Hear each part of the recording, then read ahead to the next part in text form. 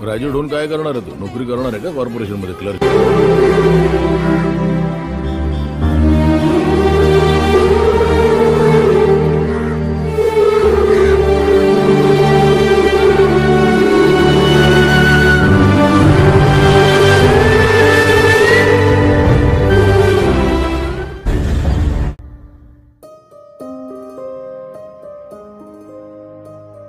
नदीच्या काठी एक छोटं घर असायला पाहिजे.